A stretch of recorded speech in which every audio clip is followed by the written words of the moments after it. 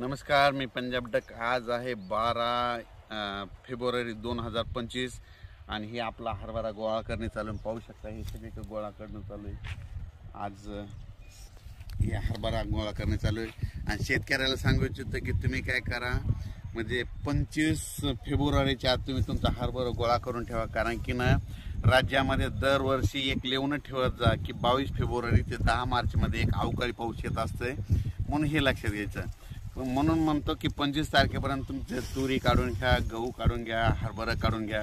कारण की राज्यामध्ये 22 फेब्रुवारी ते 10 मार्च दरवर्षी पाऊस अवकाळी पाऊस येत असतो, त्या 20 दिवसामध्ये येते। म्हणून हे एक पूर्वकल्पना म्हणून लिहून द्या। म्हणून हे देखील हे बघा, मी देखील माझा हरभरा काढणं आज गोळा करणे चालू आहे। आणखी 2 दिवसांना खडं करणार आहे। हे 10 एकरचा प्लॉट आहे, पाहू शकता संपूर्ण 10 एकर आहे।